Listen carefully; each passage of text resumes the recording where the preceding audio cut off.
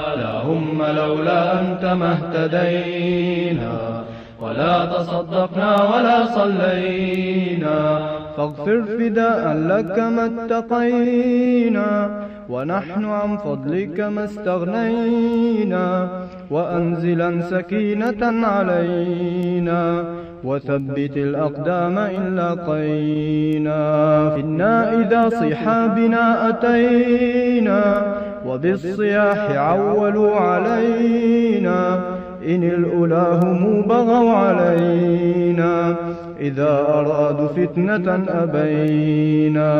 هم لولا أنت ما اهتدينا ولا تصدقنا ولا صلينا.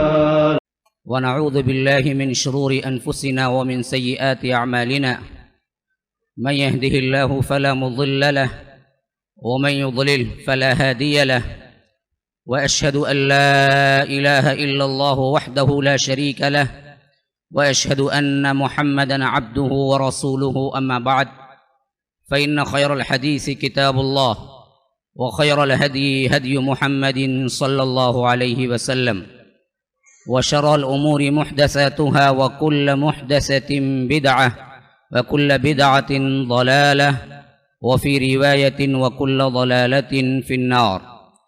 فأعوذ بالله من الشيطان الرجيم. بسم الله الرحمن الرحيم.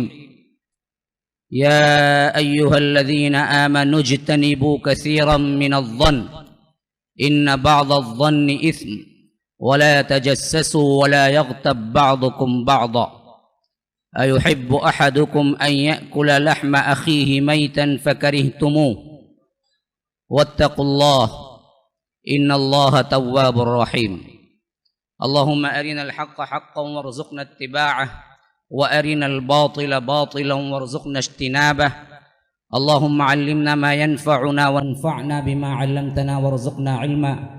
رب اشرح لي صدري ويسر لي أمري واحلل عقدة من لسانی یفقہ قولی. برادران اسلام، واجب الاحترام بزرگوں، دوستوں، عزیز ساتھیوں، لائق احترام ماؤں اور بہنوں، آج کی جو تاریخ میں آپ کے سامنے بیان کرنے والا ہوں، یہ خلافت راشدہ کا 35واں سال، خلافت راشدہ کا 25واں سال، ہجرت کا 35واں سال، اور یہ وہ سال ہے جس کے اندر بڑے رونگٹے کھڑے کر دینے والے واقعات ہوئے. میری ہمت نہیں ہو رہی ہے کہ میں کیسے اس کو آنسو ضبط کرتے ہوئے آپ کے سامنے بیان کر سکوں گا.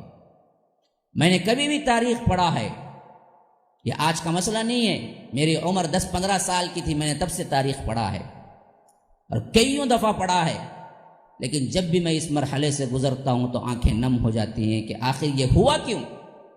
دل پکار اٹھتا ہے کہ نہ ہوتا تو بہتر ہوتا، لیکن پھر ایک طرف اللہ تبارک و تعالیٰ کی تقدیر کو دیکھتا ہوں اور اس کے فیصلے کو دیکھتا ہوں، اور اللہ تبارک و تعالیٰ کے حکم کے خلاف کوئی ایک پتا بھی نہیں ہل سکتا، اس تقدیر پر میرا ایمان ہے، تو دل پکار اٹھتا ہے کہ یہ ہونا ہی تھا، اس کے علاوہ چارہ کار نہیں ہے. یہ ان واقعات پر سے آج مجھے گزرنا ہے جو کہ کہنے کے لیے بھی میرے ہاتھ سے بڑے سنگین ہیں، سننے کے حیثیت سے بھی بڑے حساس ہیں، اور واقعات کے اندر بھی کیا ہے، بڑی ہمارے واسطے نصیحتیں بھی ہیں. میں نے آپ کو چھوڑا تھا خلافت راشدہ کے 24ویں سال کے اس آخر میں، جبکہ حضرت عثمان غنی رضی اللہ عنہ کے اوپر مختلف صوبوں کے اندر اور مختلف لوگوں کے اندر سے وہ چیزیں اور وہ الزامات ان پر آئے کہ ایک جلیل القدر صحابی کے نام پر کبھی کوئی بھی ایمان والا سہ نہیں سکتا. قربان جائیے، حضرت عثمان بن عفان نے کیسے سمجھا اور کیسے سہا، یہ انہی کا جگر تھا، ورنہ تو کوئی عام انسان اس کے بس کی بات نہیں کہ وہ اس کو سنبھال سکے. کیونکہ اللہ کے رسول صلی اللہ علیہ وسلم سے انہوں نے عہد لیا تھا کہ ایسے فتنے کے ماحول میں تم صبر کرو گے، ہاتھ نہیں اٹھاؤ گے، اور حضرت عثمان نے بھی گارنٹی دی تھی. اس وجہ سے حضرت عثمان نے چاہا کہ میں خود قتل ہو جاؤں لیکن اس معاملے میں کسی پر ہاتھ نہ اٹھاؤں گا. تو آخر کار اپنے آپ اپنی جان دے دی مسلمانوں کے اتفاق کے لیے، مسلمانوں کے اتحاد کے لیے. اپنی قربانی دے دی. کاش کہ اتنا بڑا قتل ہونے کے باوجود بھی ہماری یہ امت سدھر جاتی، تفریقوں میں نہ بٹتی، قتل عثمان کو سمجھ جاتی، پھر اس کے بعد متفق ہو جاتی. لیکن جو دروازہ پھٹا، ٹوٹا، آج تک نہ جڑا، نہ قیامت تک لگتا ہے کہ جڑ پائے گا سوائے حضرت مہدی کے آنے پر. عجیب ماحول ہے امت مسلمہ کی بربادی کا اس وقت سے جبکہ حضرت عثمان غنی قتل ہوئے. یہ وہی سال ہے 35واں سال جہاں حضرت عثمان قتل ہوئے، شہید ہوئے، اور انہی کے اپنے گھر، وہی قصر کے اندر، وہی محل کے اندر جہاں پر انہوں نے کیا ہے لاکھوں کروڑوں انعامات اور غلاموں کو اور صدقہ و خیرات میں حصہ لیا. لیکن یہ امت نے کیا کیا ان کے ساتھ؟ انہی کو قتل کیا. کبھی کبھی اس امت پہ بھی کبھی کبھی بڑا افسوس ہوتا ہے کہ ہیرے جواہرات کو انہوں نے جس بے رحمی سے روندا ہے تو معلوم ہوتا ہے کہ واقعتاً یہ امت اسی کی مستحق تھی کہ اللہ انہیں ذلیل کرتے. انہوں نے اپنے لوگوں کے ساتھ اچھا سلوک نہیں کیا، اپنے امیروں کو کیا ہے مداح نہیں ہوئے، اپنے امیروں کے ساتھ حسن سلوک سے پیش نہیں آئے. ہمیشہ جس نے امت کے لیے اچھا چاہا اس کو آخر میں الزام دے کے اتارا یا تو مارا. یہ امت کی تاریخ میں ہمیشہ ہمیں ملتا ہے. محمد بن قاسم یہاں آئے، اتنے اخلاق والے، اتنے بہترین تھے کہ یہاں کے لوگ انہیں مجسمہ بنا کے پوجنے لگے تھے. لیکن اسی وقت خلیفہ وقت کا، اس وقت کا بنو امیہ کا انہیں بلا کے جیل میں ڈال کے مار دیا. طارق ابن زیاد نے اندلس کو فتح کیا جہاں کے اندر 800 سال حکومت رہی، لیکن وقت کے خلیفہ نے طارق ابن زیاد اور موسیٰ بن نصیر کو بھکاری بنا کے چھوڑ دیا. آپ پڑھیں گے تاریخ کے واقعات تو آنسو نکل آئیں گے. اس امت نے اپنے جی جان سے لیڈروں کو جنہوں نے اپنی زندگی وقف کی ان کے ساتھ اچھا سلوک نہیں کیا، لیکن لٹوروں کو، چوروں کو، قصابوں کو، درندوں کو انہوں نے بہت زیادہ چھوٹ دی. اچھے لوگوں کو اچھا نام نہ دیا، اچھے لوگوں کو اچھا سلوک نہ کیا. یہ ہماری داستان ہے، آپ پڑھ دیکھیے کبھی بھی کہ ہمارے اچھے اچھے لوگ ہمارے ہی لوگوں سے مارے گئے، ہمارے ہی لوگوں نے بدنام کیے، اور ہمارے ہی لوگوں نے ان کا کیا ہے سب سے احترام اٹھایا. یہاں تک کہ آج تک ہم دیکھتے ہیں کہ جس خلیفے نے امت کا ایک قطرہ خون بھی برباد نہیں ہونا ہے، ضائع نہیں ہونا ہے، اس کی وجہ سے اپنی جان دے دی، آج تک انہی پر ہم الزامات لگائے کتابیں لکھتے جا رہے ہیں، انہی کے خلاف باتیں کرتے جا رہے ہیں. اگر ایسے ہوتا تو اس وقت تقریباً پوری دنیا ان کے ہاتھوں میں تھی. 1 لاکھ 2 لاکھ نہیں 10 لاکھ کا لشکر اکٹھے کر سکتے تھے، اور اپنی جان کی پڑی ہوتی تو اکٹھے کر لیتے اور مدینے کے اندر سب سے بڑا معرکہ ہو جاتا تاریخ میں. لیکن انہوں نے لشکر اکٹھا کرنا تو کیا قسمیں دلا دلا کر جنہوں نے مدافعات میں لڑنے کے لیے کہا ان کو بھیج دیا کہ میرے خلاف نہ لڑو، میں تمہیں قسم دیتا ہوں اللہ کے لیے چلے جاؤ تم باہر، مجھے اپنے حال پہ تنہا چھوڑ دو. یہ لوگ مجھے قتل کریں تو مجھے منظور ہے قتل ہونا، لیکن میری امت کا ایک، میری رعایا کا ایک خون کا قطرہ میرے لیے نہیں بہے گا. عجیب باتیں پڑھتا ہوں تو سن ہو کے رہ جاتا ہوں، لیکن تاریخ کا ایک طالب علم ہونے کے ناطے خلافت راشدہ کے 30 سال کے عنوان سے ان باتوں پر سے گزرنا میرے لیے ضروری ہے، تب کہیں جا کے میں آپ لوگوں کو اس کا ذکر کر رہا ہوں.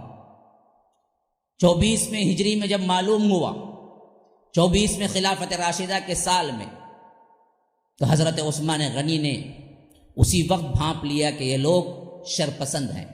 میں نے بتایا تھا کہ عام اعلان ہوا کہ جو کوئی بھی شکایت ہے حج کے موقع پہ پہنچ جاؤ. خلیفہ بھی اس وقت وہاں موجود رہیں گے اور گورنر بھی موجود رہیں گے، اور تمہیں جو بات جس کی شکایت ہے جو چاہتے ہو میں ان کے لیے وہ کرنے کے لیے تیار ہوں. مسلمانوں اختلاف نہ کرو، لیکن جنہیں اختلاف کرنا ہی مقصود تھا ان میں سے کوئی مدینہ نہیں آئے، کوئی مدینہ نہیں آئے، نہ مکہ آیا. لیکن جب حضرت عثمان حج کر کے واپس مدینہ پہنچتے ہیں تو معلوم ہوتا ہے وہاں یہ لوگ بیٹھے ہوئے ہیں اب تک. حضرت عثمان کہتے ہیں کہ بلاؤ، میں خود انہیں جواب دیتا ہوں.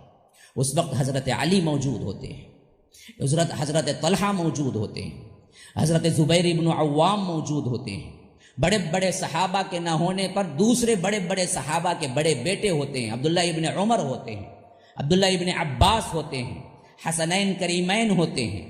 اس سب کی موجودگی میں حضرت عثمان کہتے ہیں کہ آخر تمہیں میرے سے کیا تکلیف پہنچی ہے جس کی وجہ سے تم کہتے ہو کہ میرے عمال ظالم ہیں یا مجھ سے بدلہ لینے کے لیے تم آئے ہو. کوئی کہتا ہے کہ آپ نے تو کیا ہے اپنے حساب سے چراگاہ مخصوص کر کے رکھ لی ہے کہ یہاں پر صرف آپ کے اونٹ چریں گے. حضرت عثمان کہتے ہیں کیا یہ کام حضرت عمر کے دور میں نہیں ہوا؟ تب تو تم خاموش رہے. حضرت ابو بکر کے دور میں نہیں ہوا؟ تب بھی تم خاموش رہے. وہی کام میں نے اپنے دور میں کیا تو میں کیوں الزام ٹھہراتا؟ میرے اوپر تم الزام کیوں ٹھہراتے؟ بات یہ ہے کہ اصل میں حضرت ابو بکر صدیق کے دور میں جب مال غنیمت آنے لگا, اونٹ اور بکری زیادہ ہونے لگے, تو انہوں نے ایک ایریا مخصوص کر دیا تھا کہ ہمارے اونٹ یہاں پر چریں گے. یعنی ہمارے اونٹ کا مطلب بیت المال کے اونٹ, جس کو کسی اور کے لیے اجازت نہیں تھی کہ یہاں پر کوئی دوسرا جانور آ کے چرائے. اب حضرت ابو بکر صدیق کے دور سے گزر کے, حضرت عمر کے دور سے گزر کے, حضرت عثمان کے دور میں یہ چیز داخل ہوئی تو بہت زیادہ کثرت سے جانور ہو گئے, اور ان جانوروں کے لیے ایک بہت بڑی جگہ مخصوص تھی جہاں ممانعت تھی کہ دوسرے جانور کیا ہیں آپ چرا نہیں سکتے, یہاں صرف بیت المال کے جانور چریں گے. جو حضرت ابو بکر کے دور میں بھی تھا, جو حضرت عمر کے دور میں بھی تھا, حضرت عثمان کی نرمی سے فائدہ اٹھا کے ان پر الزام جوڑ دیا. یہ آپ نے اتنی بڑی چراگاہ اپنے لیے مخصوص کر لی. تو انہوں نے کہا کہ پیارو تم بھی کیا کہتے ہو؟ ایک زمانے میں مجھ اکیلے کے پاس 100 اونٹ ہوتے تھے, لیکن میں جب سے خلیفہ بنا ہوں سب کے سب اللہ کی راہ میں دے کے 2 ہی اونٹ رکھا ہوں, اور وہ 2 اونٹ بھی اس وجہ سے رکھا ہوں کہ حج عمرہ کے لیے کام آئے. میرا کوئی اونٹ نہیں ہے جو چرنے کے لیے میں نے مخصوص چراگاہ بنائی ہے, بلکہ یہ اللہ رب العالمین کے تحت فی سبیل اللہ جو مال آتا ہے بیت المال کے اونٹ کے لیے میں نے رکھا ہے, اور اس اونٹ کو میں تمہارے ہی اوپر خرچ کرنے والا ہوں. یہ میرا کوئی ذاتی نہیں ہے. یہ کام حضرت ابو بکر نے بھی کیا اپنی خلافت میں, حضرت عمر نے بھی کیا, اور میں بھی کیا. تو اس میں کہاں سے مجھے کیا ہے الزام درنے کے لیے تمہیں بات آ گئی؟ انہوں نے کہا کہ اچھا چھوڑو, دوسری بات بتاؤ, مینا میں 4 رکعت آپ نے نہیں پڑھائے؟ کہا کہ ہاں 4 رکعت پڑھائی, اور اسی وقت میں نے بتایا تھا کہ اس وجہ سے پڑھائی کہ وہاں میرا گھر تھا. جہاں جس کا گھر ہوتا ہے وہاں وہ قصر کیسے کر سکتا ہے, مسافر کہاں سے بن سکتا ہے, اسی وجہ سے میں نے 4 رکعت پڑھائی. انہوں نے کہا کہ اچھا چھوڑو, یہ بات چھوڑو, کیا آپ نے اپنے علاقوں میں آپ کے رشتہ داروں کو گورنر بنا کے نہیں بھیج دیا؟ کہا کہ کون سے رشتہ دار, کہاں کے رشتہ دار؟ جو زمانے میں حضرت ابو بکر صدیق کے بعد عمر کے دور خلافت میں جو گورنر بنے وہ گورنر اب تک موجود ہیں. میں نے کہاں بنایا, میں تو صرف برقرار رکھا. معاویہ کو لو, معاویہ شام میں حضرت ابو بکر نہیں حضرت عمر کے دور سے کیا ہے برابر گورنر چلے آتے ہیں, میں نے بھی انہیں گورنر رکھا. اس میں خطا کی کیا بات ہو گئی؟ جو کام حضرت ابو بکر وہ عمر نے کیا بعد میں آگے چل کے, میں اس کو باقی رکھا. بس انہوں نے کام کیا تو کوئی غلطی نہیں, میں کام کیا تو غلطی. صرف میری نرمی کی وجہ سے تم میرے پر الزام دھرتے ہو. اس طرح کے بہت سے سوالات قرآنی آیات کو توڑ مڑوڑ کے پیش کر کے بتایا کہ تم نے فلاں کیا, فلاں کیا, فلاں کیا. حضرت عثمان غنی نے ایک ایک بات کو تفسیر کے ساتھ بتایا کہ یہ آیت اس وقت اتری, اس کا مطلب یہ نہیں جو مجھ پر الزام دھرتے ہو. یہاں تک کہ جب بھی مسئلہ سالو ہوتا نظر آیا تو جو کچھ بھی اندر کے کیا ہے اصل سازشی تھے, یعنی مطلب کیا تھا, پورا گروپ سازشی نہیں تھا. سازش کرنے والے عبداللہ ابن سبا کے چند تھے, اور چند ہی لوگ چاہتے تھے کہ کیا ہو جائیں, یہ خلافت ٹوٹ جائے. انوسنٹ پیپل جو تھی وہ ان کے نرغے میں آ گئی تھی, دھوکے میں آ گئی تھی. وہ سمجھتے تھے کہ واقعتاً ایسا ہوا ہے. جب حضرت عثمان خود نکل کے آ کے کہا کہ یہ سوال ہے تمہارا تو یہ جواب ہے میرے پاس, تو جو معصوم پبلک ان کے دام میں آ گئی تھی, ان پبلک کے ذہن میں بات سمجھ آ گئی کہ بالکل صحیح کہہ رہے ہیں خلیفہ. وہ واپس جانے کے لیے مڑے, اور ان کا مسئلہ حل ہوتا نظر نہیں آیا. جن کی نیتیں ہی یہ تھی کہ کسی نہ کسی طرح کیا وبال کھڑا ہو جائے اور فتنہ فساد ہو جائے. تو اب انہوں نے ناکام ہوتے دیکھا تو ایک شرط عائد کر دی, اچھا ہم پلٹتے ہیں لیکن ایک شرط ہے. حضرت عثمان ابن عفان نے کہا کہ جو شرط ہے پیش کرو, اگر واقعتاً کتاب اللہ اور سنت رسول اللہ کے اندر آتی ہو تو میں تمہاری پورا کروں گا. انہوں نے کہا کہ دو طرفہ دو گورنروں سے بہت شکایت ہے، ان کو ہٹاؤ، دو نام ہم دیتے ہیں ان کو رکھو۔ کہا کہ کہاں؟ کہا کہ کوفہ۔ سعید ابن العاص سے نکالو، ابو موسیٰ اشعری کو بھیجو۔ کہا کہ اچھی بات ہے، مان لیتے ہیں۔ کہا کہ اسی طرح مصر میں تمہارے امیر ہیں عبداللہ ابن سعد ابن ابی سرح، ان کو نکالو، اور ہم جو چاہتے ہیں محمد بن ابی بکر ان کو رکھو۔ اب یہ دیکھیے، یہ عجیب بات لگتی، آج تک مجھے بھی سمجھ نہیں آئی، میں صرف روایت کے حد تک آپ سے ذکر کروں گا۔ صدیق اکبر کے بیٹے عثمان مخالف جو گروہ تھا اس کے سرغراہ تھے، اس کے سرغنہ تھے۔ پتہ نہیں یہ کیسے ہوگا، کیوں؟ اصل میں معلوم ایسے ہوتا ہے کہ صدیق اکبر کے آخری زمانے میں یہ پیدا ہوئے محمد بن ابی بکر، تو انہوں نے وہ زمانہ نہیں دیکھا جو حضرت عثمان کا، حضرت علی کا، حضرت ابو بکر کا اور حضرت عمر کا زمانہ جو اللہ کے رسول کے ساتھ تھا، وہ نہیں دیکھا۔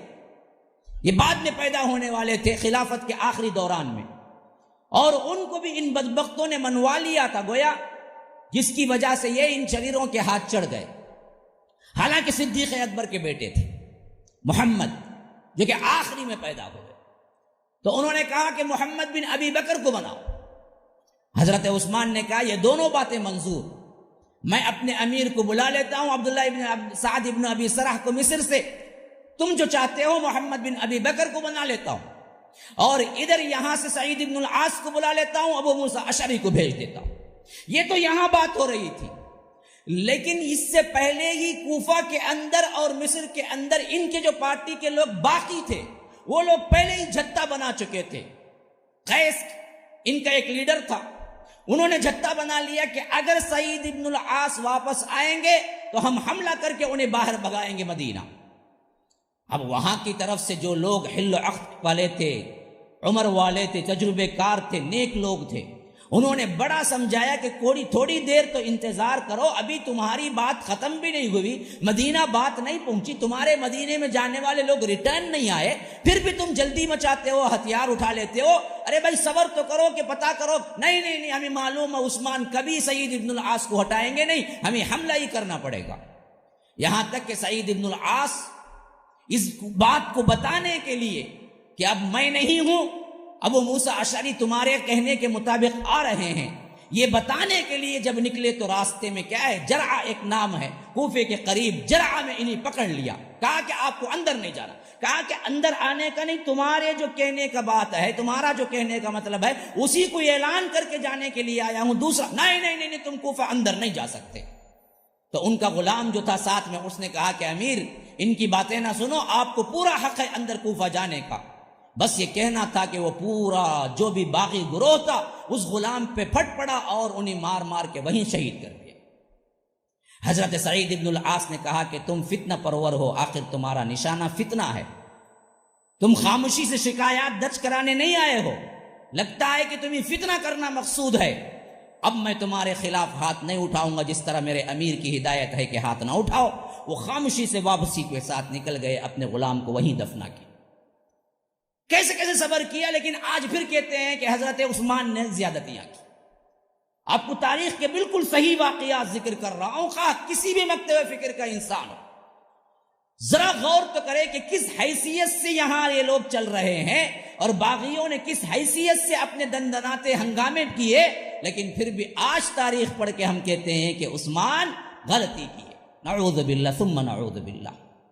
تو ایسے اخلاق کے ساتھ سعید ابن العاص واپس پھر آ گئے مدینہ، کہا کہ خلیفۃ المسلمین میرے غلام کو ناحق مار دیا، کہا کہ صبر کرو، ان کے کہنے کے مطابق میں نے ابو موسیٰ اشعری کو بھیجا ہے، وہ جانے دو۔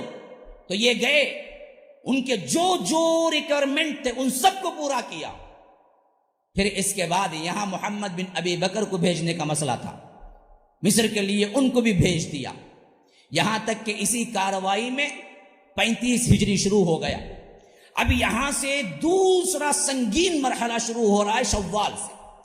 شوال 35 ہجری میں ہوا یہ کہ ہر طرف سے یہ عبداللہ ابن سبا بیٹھا ہوا تھا مصر میں، لیکن کام بڑی تیزی کے ساتھ خط کے ذریعے سے، خطوط کے ذریعے سے تمام وہ صوبے جہاں پر سب سے بڑی آبادی تھی وہاں پر کام کر رہا تھا. اس حیثیت سے بھی سمجھ لیں, ایک صوبے کا نام تھا, ایک اسٹیٹ کا نام تھا کوفہ, ایک اسٹیٹ کا نام تھا بصرہ, ایک اسٹیٹ کا نام تھا مصر, ایک اسٹیٹ کا نام تھا شام, ایک اسٹیٹ کا نام تھا جزیرہ.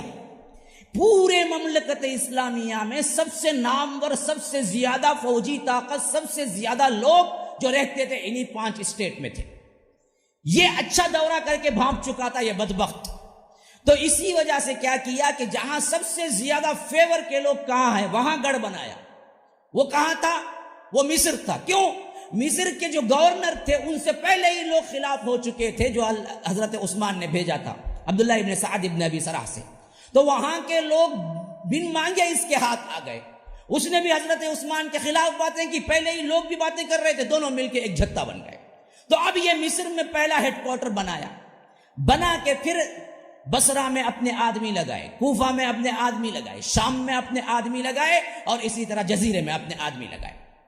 جب یہاں پر سب جگہ ایک ایک ایک ایک گروہ اس کا پیدا ہو گیا تو اس نے کیا کیا کہ شوال کے شروع میں, دیکھیے رمضان گزرا, آپ کو معلوم ہے یہ جو مہینہ شروع ہوتا ہے حج کے بعد, محرم, صفر, ربیع الاول, ربیع الاخر, جمادی الاولی, جمادی الاخری, رجب, شعبان, رمضان, یہاں تک لوگوں کا انٹینشن کعبۃ اللہ جانے کا کچھ ہوتا ہے تو وہ کیا ہوتا ہے؟ عمرہ. جیسا کہ آج بھی ہم دیکھتے ہیں لوگ اس وقت کعبۃ اللہ جانے کے لیے جاتے ہیں تو ایک ہی واحد چیز ہوتی ہے, وہ کیا ہے؟ عمرہ ادا کرنا, عمرہ. لیکن جیسے ہی رمضان ختم ہوتا ہے, خود آج بھی گورنمنٹ کیا ہے عمرے کی ویزا بند کر دیتی ہے. اس زمانے میں تو سفر ہی 3 مہینے کا ہوتا تھا. تو جیسے ہی رمضان ختم ہو جاتا تھا لوگ شروع ہو جاتے تھے حج کے لیے نکلنے کے لیے. اب قافلے نکلتے تھے, کسی کو 1 مہینے کا سفر ہوتا, کسی کو 15 دن کا, کسی کو 1.5 مہینے کا. تو وہ سفر کرتے کرتے کرتے شوال گزر جاتا, پھر اس کے بعد ذوالقعدہ گزر جاتا, ذوالحج کے قریب پہنچ جاتے, اور 8 ذوالحج کو کیا ہے حج شروع ہو جاتا. اب اس نے کیا کیا, پہلے پلاننگ یہ کی کہ اگر کسی خاص مقصد کے تحت کوئی چیز ان کے لیے کہنے کے لیے, معذرت کے لیے نہ ہو تو لوگ پوچھیں گے بھائی یہ 1000 100 کے لوگ نکل کے کہاں جا رہے ہیں. تو اس نے پہلے ہی منصوبہ بنا دیا, سب کو, کوفے والوں کو خط لکھا, بصرہ والوں کو خط لکھا, مصر میں تو خود تھا, کہا کہ دیکھو 1000 لوگ نکل کے حج کے لیے احرام پہننے کے ناٹک کر کے تمہیں سیدھا کیا پہنچنا ہے؟ مدینہ, مکہ نہیں مدینہ پہنچنا ہے. میں بھی یہاں سے نکلتا ہوں, اور دیکھو تم لوگوں میں کوئی بھی 1000 کی تعداد میں ایک ساتھ نہیں نکلنا, 100 نکلو, 200 نکلو, 300 نکلو, پھر بھی پکڑے جاؤ یا کسی نے پوچھا تو کہہ دینا کہ ہم حج کے لیے جا رہے ہیں. اور آخری وہ راستہ جہاں سے مکہ مدینہ تبدیل ہوتا, وہاں سے تم یہ کہہ کے نکل جانا کہ تھوڑا سا مدینے میں کام ہے, ہم وہ کر کے آگے پہنچیں گے, آپ جائیے. تو قافلے کو آگے کر دینا, تم مدینہ پہنچنا. تو اب اس شوال سے جو شروع ہوا معاملہ, 1 مہینے کے اندر یہاں سے بھی 1000 افراد نکل گئے, کوفے سے 1000 افراد نکل گئے, اس کی خود سرگردگی میں 1000 افراد نکل گئے, اور سیدھے ذوالقعدہ 1-2 کے اندر مدینے میں 3000 بلوائیوں نے, باغیوں نے اس نیت سے جمع ہو گئے کہ حضرت عثمان کو قتل کرنا ہے.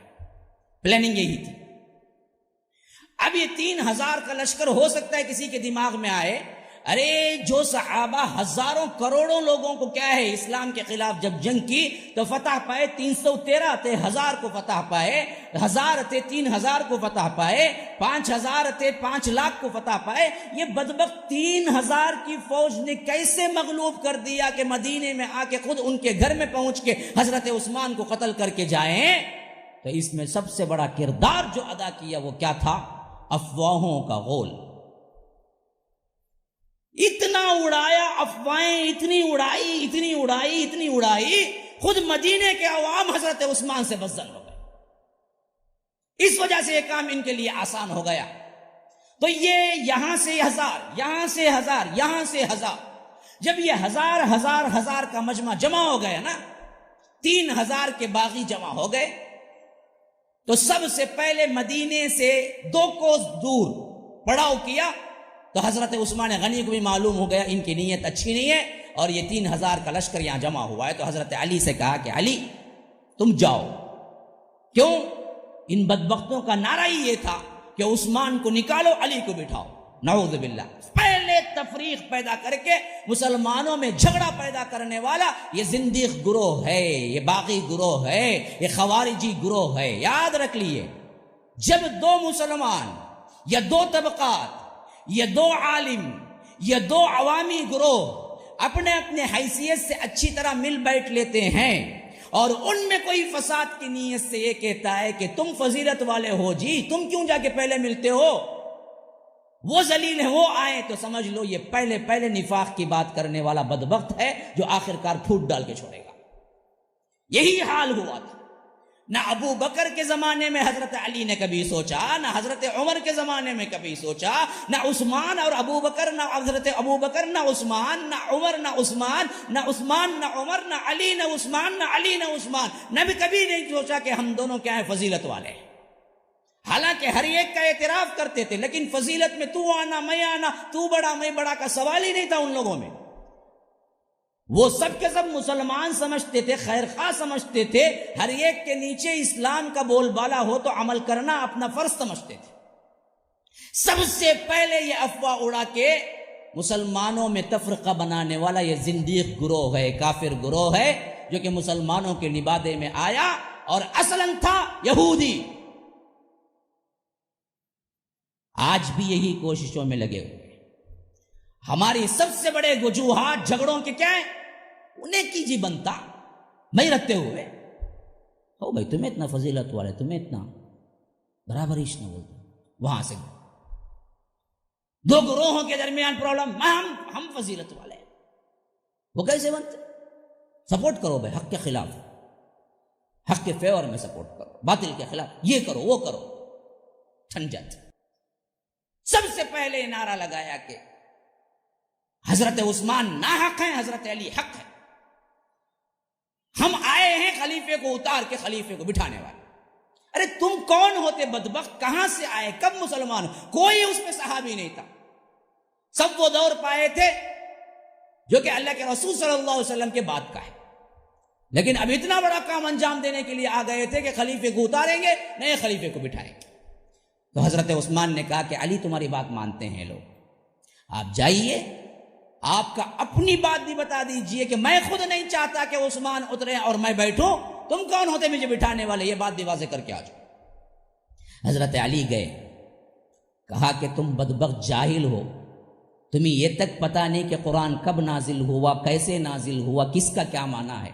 اسی وجہ سے علماء تفسیر نے لکھا ہے مسلمانوں میں اختلافات اس وقت سب سے زیادہ شروع ہوئے جب عجم کے لوگ قرآن پڑھنا شروع کیے. آپ کو عجیب سا لگے گا، یہ کیا بات ہے جی؟ تو کیا صرف عربی قرآن پڑھے عجم نہ پڑھیں؟ یہ عجیب بات ہے. مفسرین نے باقاعدہ اس کی طرف رہنمائی کی. عثمان کے دور میں فساد بڑھنے کا سب سے اہم فتنے کا سبب اگر ہم دیکھیں گے تو وہ یہ ہے کہ عرب کے علاوہ عجم بھی قرآن پڑھنا شروع کر لیے. تو آپ تعجب سے پوچھیں گے پھر کیا کرتے؟ قرآن نہ پڑھتے؟ یہ نہیں مسئلہ. مسئلہ یہ کہ عرب عربی لہجے میں عربی سمجھ کر عرب کے ماحول کے تحت جو قرآن سمجھ سکتا تھا، عجم نہ اس کو سمجھ سکتے تھے، نہ سمجھنے کی تیاری کیے، نہ سیکھا. خالی خولی ڈائریکٹ آیت سے کیا ہے مسئلہ نکالنے لگے تو کیا ہو گئے؟ حضرت عثمان بھی ان کے نظر میں گنہگار ہو گئے. آج بھی یہی ہو رہا ہے. یہ جتنے ہیں نا اچھل کود کرنے والے چھوٹی عمر کے ہیں، کوئی اہل قرآن بنتا، کوئی فنا بنتا، کوئی قرآن ہاتھ میں رکھ کر، یہ وہی فساد کی جڑ ہے جو کہتے ہیں حضرت عثمان کے دور ہی میں ایجاد ہو گئی. وہ کیا؟ عربی نہ سمجھتے ہوئے عربی کی عبارتوں پر حکم لگانا.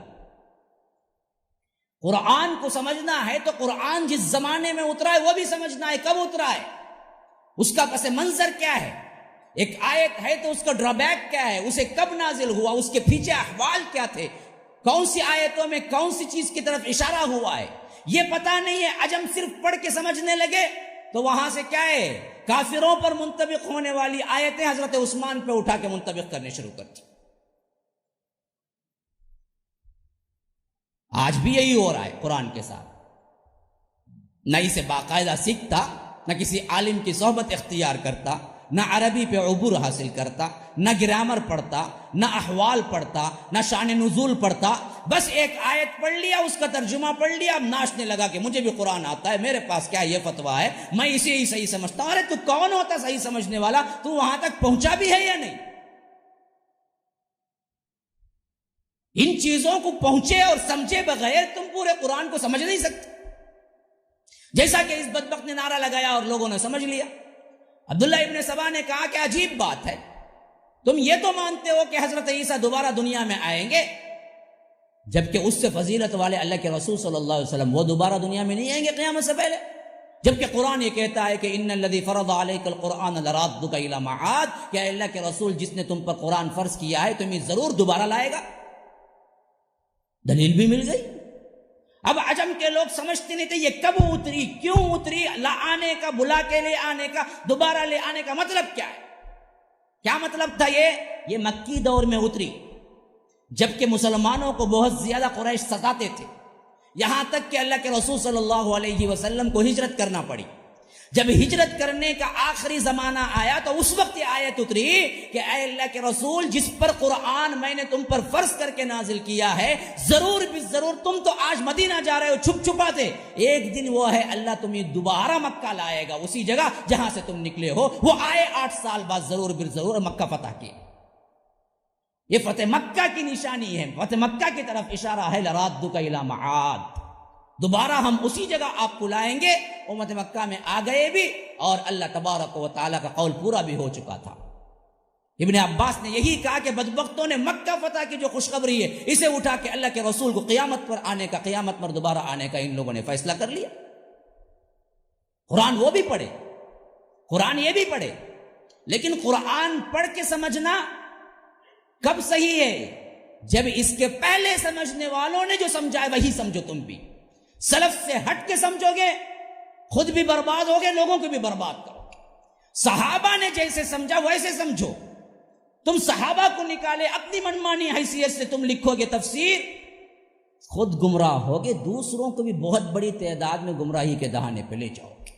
آج تمل دنیا میں ایک بہت بڑا طبقہ ہے جس کو کیا ہے، وحی کے طور پہ مانتا ہے ایک شخص کو۔ اب ان کی تفاسیر وغیرہ پھیل بھی رہے ہیں، جنہوں نے جادو کا انکار کیا، زکوٰۃ کا انکار کیا، فلاں کا انکار کیا۔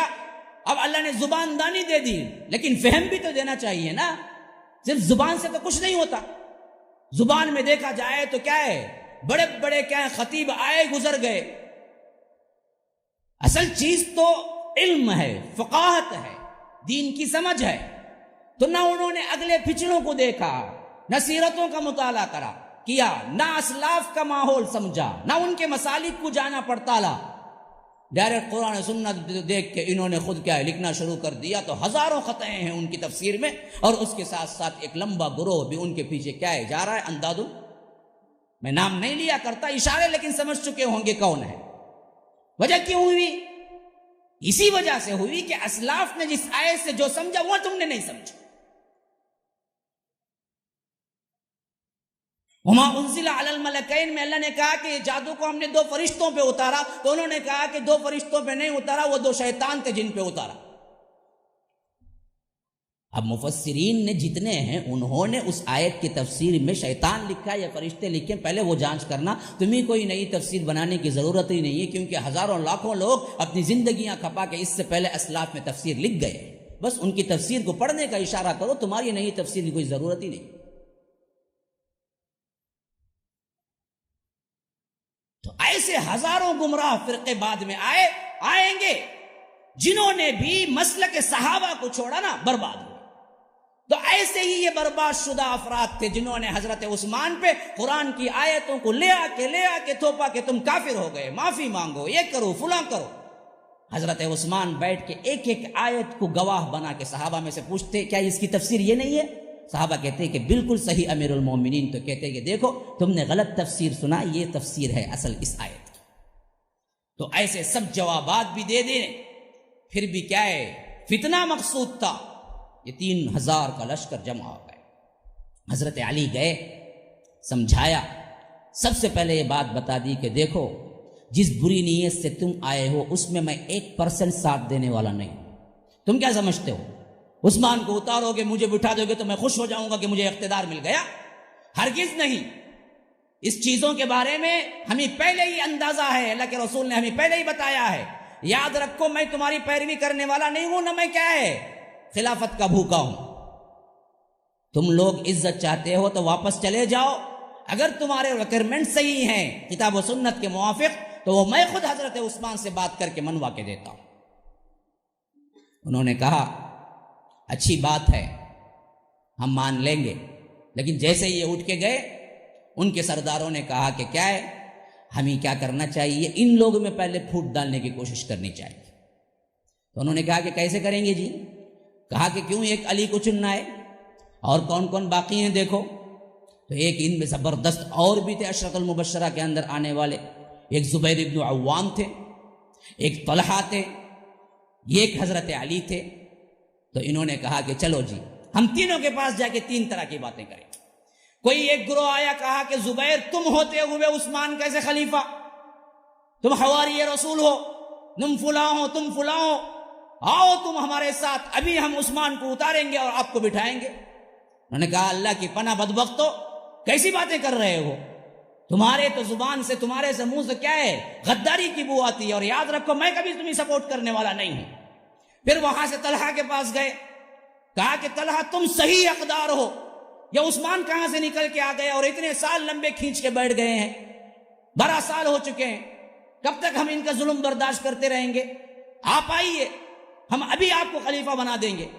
کہا کہ اللہ کی پناہ میں کبھی قبول نہیں کرتا اس چیز کو، اللہ نے میرے سے دور رکھا ہے، اسی میں میرے لیے عافیت ہے۔ یہ اللہ والے صحابہ تھے، یہ اللہ، اگر ہم تم ہوتے تو فوراً لڑ جاتے، فوراً کہتے کہ ہاں بہت اچھا کام کر رہے ہو، میں تب سے ہی تاک کے بیٹھا ہوا تھا، تم آ گئے سپورٹ میں، آج دیکھو میں کیسے کرتا ہوں۔ نہیں نہیں، یہ اللہ والے لوگ تھے۔ انہوں نے کہا ہرگز نہیں، جاؤ یہاں سے اٹھ کے۔ لیکن جب یہ لوگ بل پاور، بالدباؤ تنگ کرنے لگے، جب تنگ کرنے لگے تو طلحہ نے کہا کہ ان بدبختوں سے بچنا مشکل ہے، میں مدینہ ہی چھوڑ دیتا ہوں۔ وہ نکل گئے مکے کے۔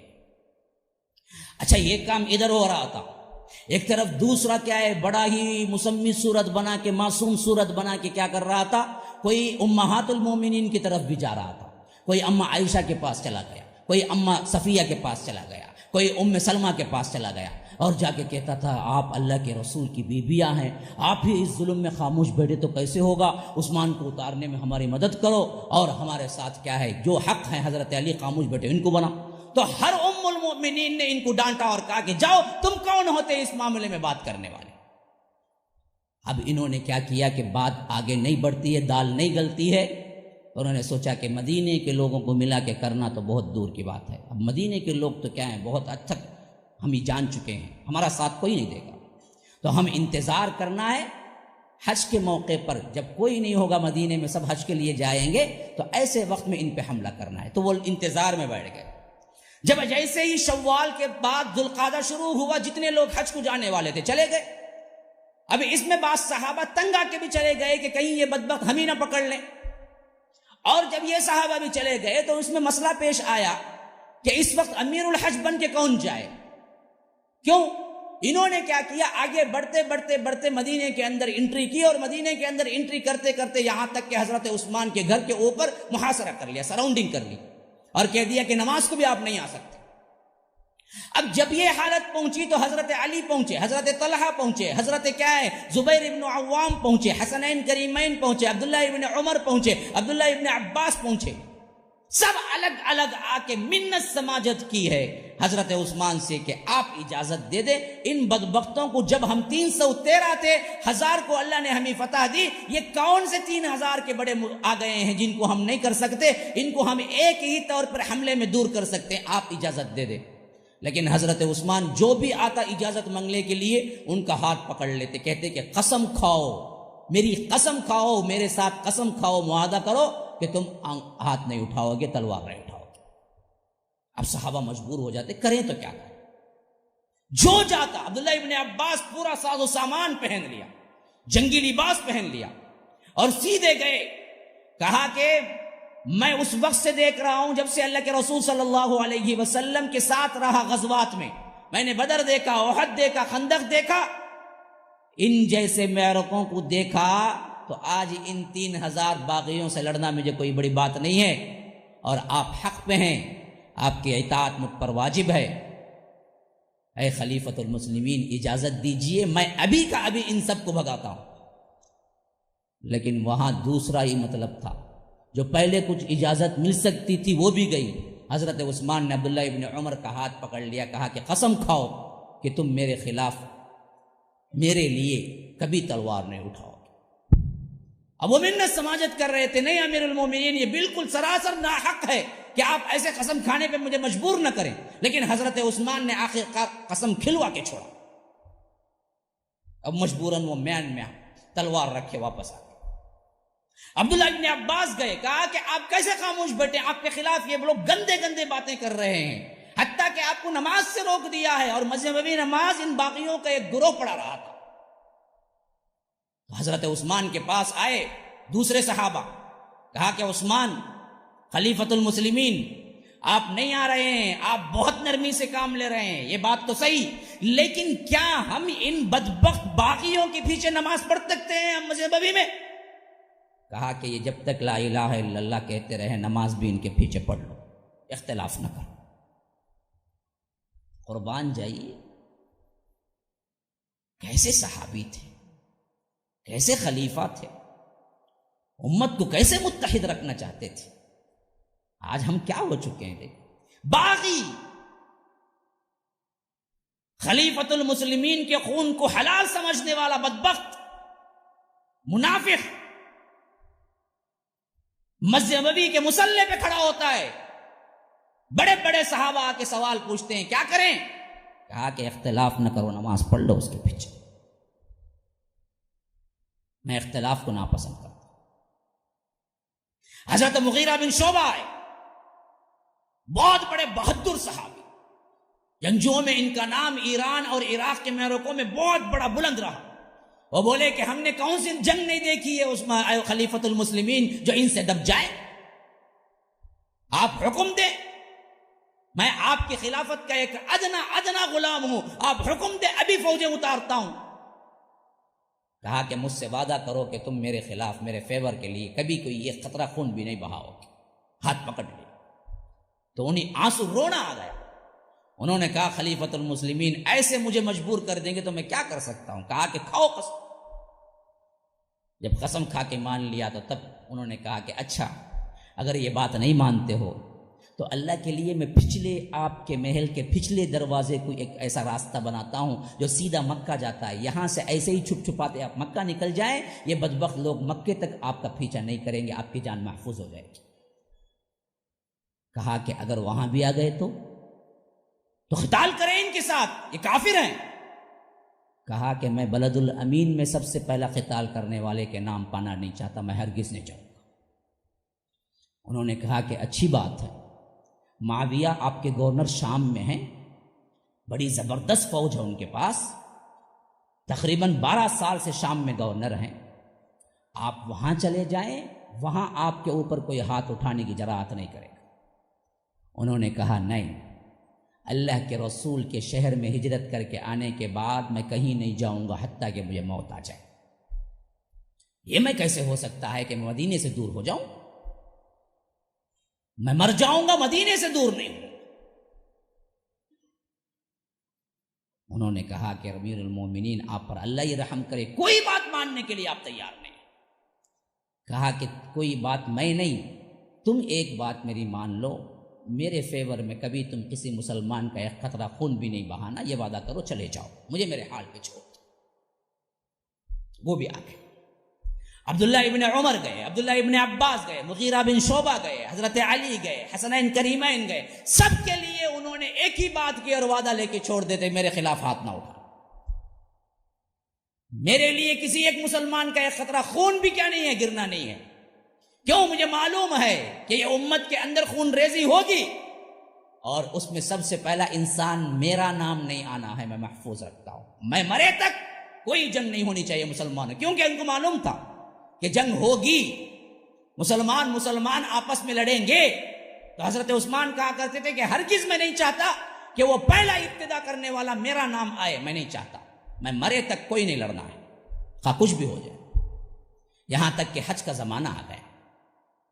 اب حج کا زمانہ میں امیر الحج بنانے کا مسئلہ آیا تو اس میں سب سے زیادہ جوشیلے نوجوان جو تھے نا وہ حضرت ابن عباس تھے، حضرت عباس کے بیٹے، اور تھے بھی قریشی. انہوں نے کہا کہ اے امیر المؤمنین خلیفۃ المسلمین، آپ کچھ بھی سمجھیے، ان لوگوں کے باغیانہ رویے میں دیکھ رہا ہوں جو آپ کو قتل کر کے ہی چھوڑیں گے، یہ میں دیکھ کے خاموش نہیں رہ سکتا. اگر یہ بات آئی تو میں جنگ کے لیے ہاتھ اٹھا دوں گا.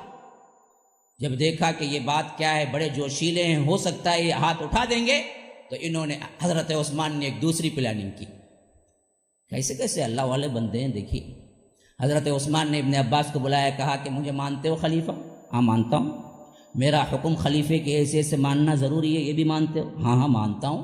آپ ہی کے اندر میں ہو، آپ جو کہیں وہ کرنا پڑے گا مجھے. تو پھر تو میں کہتا ہوں تم امیر الحج بن کے اس بار مکہ جاؤ. اب سمجھ میں آ گئے کیا پلاننگ کر رہے ہیں حضرت عثمان. حضرت عثمان یہ پلاننگ کر رہے تھے کہ جب مدینے میں نہیں رہیں گے ابن عباس تو ہاتھ اٹھانے کا کہاں رہا. کچھ ہو گیا تو ابن عباس ہی نہیں رہیں گے نا. اب حکم دے دیا کہ امیر الحج بن کے تم جانا ہے مکہ. اب حضرت ابن عباس نے سمجھ لیا کہ یہ دراصل ایک اور طریقے سے کیا ہے، رکانے کی کوشش کرے، لیکن مجبور تھے، خلیفے کا حکم ہے، کیا کریں. نے کہا کہ کیا اس وقت کسی اور کو نہیں بھیج سکتے آپ؟ نہیں، میرا حکم ہے تم جاؤ. تو اس وقت وہ دعائیہ انداز میں کلمات میں ہاتھ اٹھا لیے کہ اللہ بہتر جانتا ہے خلیفۃ المسلمین، مجھے اس بار حج کرنے سے زیادہ آپ کے گھر نگہبانی کرنا زیادہ پسند ہے. میں دربان بن کے کھڑا ہونا چاہتا ہوں تمہارے گھر میں، یہ زیادہ پسند ہے بنسبت کیا ہے آج اس سال حج کو جانے کی. لیکن حضرت عثمان نے کہا کہ نہیں، میرا حکم ہے جاؤ. ابن عباس بھی چلے گئے. حضرت علی نے محسوس کیا ان باغیوں کا زور بڑھتا جا رہا ہے، کل کے دن کہیں یہ بدبخت مجھے قید ہی نہ کر دیں، اس بات پر پابند ہی نہ کر دیں کہ تم ہی خلیفہ بننا ہے. اس وجہ سے کیوں قتل نہیں کر سکتے تھے، حضرت عثمان نے وعدہ لے لیا تھا. تو انہوں نے کیا کیا، گھر چھوڑ کے مدینے سے کچھ دور جا کے روپوش ہو گئے، چھپ گئے. ایسے بڑے بڑے صحابہ جتنے بھی تھے انہوں نے سوچا کہ ان کا شر بڑھتا جا رہا ہے، اور ادھر حضرت عثمان ہمیں اجازت نہیں دیتے قتل کی، تو کریں گے کیا کریں گے. تو وہ چھپنے لگے. تو مدینہ بالکل ہی خالی ہوگا، ان کے رحم کرم کو ہو گیا. جب سب لوگ نکل گئے حج کو تو اپنے گھر کا جو محاصرہ تھا اس کو اور تنگ کر دیا، حتیٰ کہ ایک ہی نالی تھی، ایک ہی پائپ سمجھیے، اس سے پورے گھر کو، بازو کے جو گھر تھے وہاں کے باغ سے پانی آتا تھا، بدبختوں نے اسے بھی کاٹ دیا اور گھر میں پانی بند کر دیا. اب حضرت عثمان اپنے کنبے کے ساتھ، نائلہ ان کی بیوی ہیں، ان کے ساتھ، اور جو چھوٹے چھوٹے بچے تھے ان کے ساتھ اکیلے رہ رہے تھے، جس میں پانی کی تنگی شروع ہو گئی. جو بچا ہوا پانی تھا وہ 2-3 دن کے لیے استعمال ہوا، لیکن کتنے دن استعمال ہوا. اب اس کے بعد پانی کا قطرہ ملنا بھی مشکل ہو رہا تھا. تو حضرت عثمان نے روزے رکھ لیے. بس کھولنے کے وقت بھی یہ قطرہ پانی نہیں ملتا تھا، تو جو ملتا تھا وہ پی لیتے تھے، اس کے علاوہ کچھ اور کر نہیں سکتے تھے. ایسی حالت میں حضرت علی نے محسوس کیا کہ پتہ نہیں یہ گھر میں گھس کر بھی قتل کر دیں گے شاید. تو حضرت حسنین کریمین کو بلایا، کہا کہ میں اللہ کا واسطہ دے کے تم سے کہتا ہوں میرے بیٹو، تمہیں رات دن یہاں پہرا دینا ہے، خواہ عثمان کتنے بھی بگائیں تم وہی کھڑے رہنا. تو حضرت امام حسن اور امام حسین وہیں پر دروازے پہ کھڑے ہو کے، جو انٹرنس تھا مین انٹرنس، وہاں پر کھڑے ہو کے کیا ہے دربانی کرنے لگے.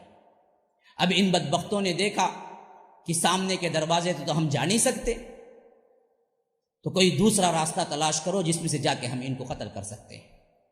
آخری میں جب معلوم ہو گیا کھلم کھلا کہ یہ دراصل ضرور قتل کر کے ہی چھوڑیں گے، تو حضرت عثمان نے سوچا حجت طاری کر دیں ان پر. اپنے گھر کے بالا خانے پر، جہاں جسے ہم بالکنی کہہ سکتے ہیں، تو وہاں پر چڑھے تو یہ نیچے بیٹھے ہوئے نظر آئے. کہا کہ لوگو، خلیفۃ المسلمین تم سے خطاب کرتا ہے، ذرا غور سے سنو. میں کہا کہ بولو، کیا بولنا ہے. کہا کہ بدبختو یاد رکھو، اسلام دین کے اندر صرف 3 ہی وجہ سے قتل ہو سکتا ہے، جائز قتل. ایک وہ جو شادی کر کے زنا کرے، اسے اللہ کے رسول صلی اللہ علیہ وسلم نے قتل کا حکم دیا ہے. اور ایک وہ جو اسلام لا کے مرتد ہو جائے، اسے اللہ کے رسول صلی اللہ علیہ وسلم نے قتل کا حکم دیا ہے. اور ایک وہ جو دراصل اسلام لا کر اس کو مرتد ہو کر اور اس کے ساتھ ساتھ کیا ہے بغاوت کرے، اس حیثیت سے اللہ تبارک و تعالی نے اس کو قتل کا حکم دیا ہے۔ دیکھو پہلی چیز میں تم کو بتاتا ہوں کہ اللہ تبارک و تعالی کے فضل و کرم سے اسلام لانے کے بعد زنا تو درکنار، میں نے اپنے بائیں ہاتھ دائیں ہاتھ سے شرمگاہ کو تک نہیں چھوا، اور یہ یاد رکھو نہ میں نے جاہلیت میں کبھی زنا کیا نہ اسلام میں کبھی زنا کیا، اسلام قبول کرنے سے پہلے بھی میں نے کبھی زنا نہیں کیا، تو اس حیثیت سے مجھے قتل کرنے کا تمہارے پاس کوئی جواز نہیں ہے۔ اور دوسری چیز مرتد کا قتل ہے، لیکن میں نے کبھی ارتداد نہیں کیا۔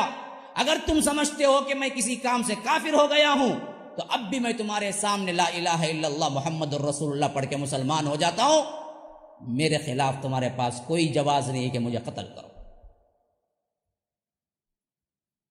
یا نہیں تو تیسرا قتل یہ ہو سکتا ہے کہ میں نے کسی آدمی کو قتل کر دیا ہو تو قصاص میں مجھے قتل کرنا جائز ہے۔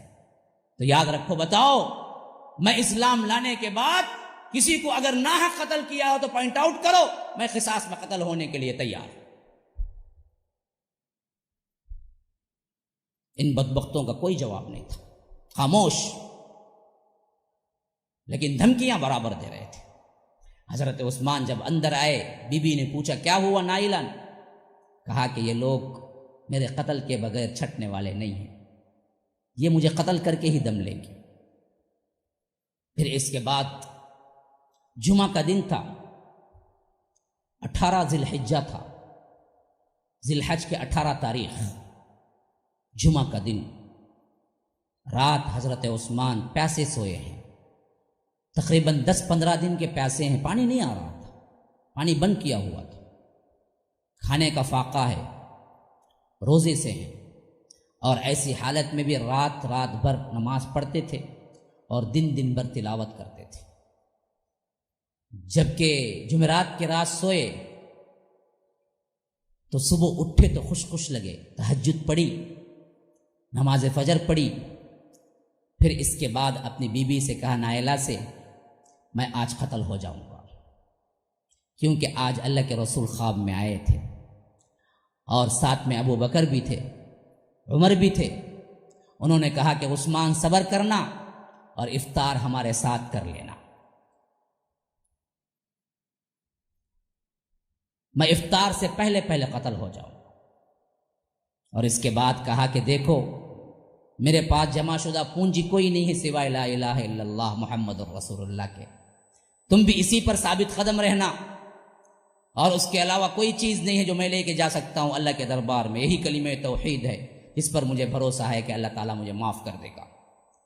پھر اس کے بعد قرآن کی تلاوت میں ایسے بیٹھ گئے گویا کہ کچھ ہوا ہی نہیں، جو نارمل انداز میں ایک انسان قرات کر سکتا ہے، تلاوت کر سکتا ہے، ویسے تلاوت کرنے بیٹھ گئے، یہاں تک کہ یہاں باغی لوگ دیکھے کہ سیدھے دروازے پر تو ہمیشہ حسن حسین رہتے ہیں، سیدھے طرف سے تو ہم کچھ نہیں کر سکتے، تو بائیں طرف سے پیچھے کے دروازے سے ایک انصاری کے گھر پہ کیا کیا، سب سے پہلا ایک آدمی کیا ہے وہاں پر داخل ہوا اوپر سے، اور حضرت عثمان کے محل کے اندر داخل ہوا۔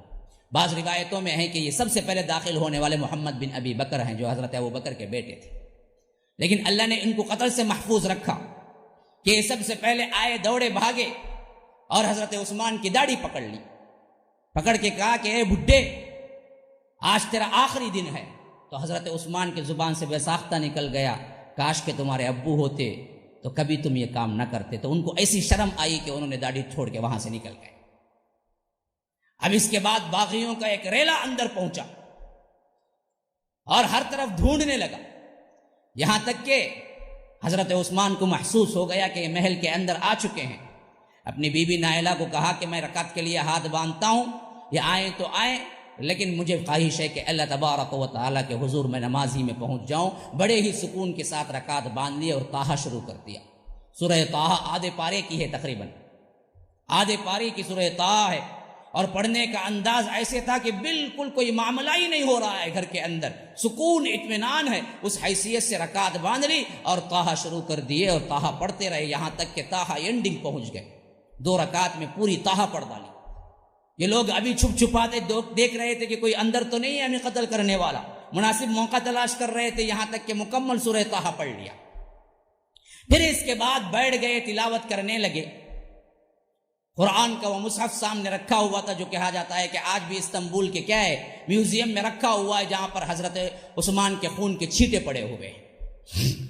وہ قرآن مصحف کھولے ہوئے تھے اور پڑھ رہے تھے سورہ بقرہ. فَإِنْ آمَنُوا بِمِثْلِ مَا آمَنْتُمْ بِهِ فَقَدِ اهْتَدَوْا وَإِنْ تَوَلَّوْا فَإِنَّمَا هُمْ فِي شِقَاقٍ فَسَيَكْفِيكَهُمُ اللَّهُ وَهُوَ السَّمِيعُ الْعَلِيمُ. صبغۃ اللہ کے رنگ میں رنگ جاؤ. اللہ تبارک و تعالی کافی ہے دشمنوں کی طرف سے تمہارے واسطے.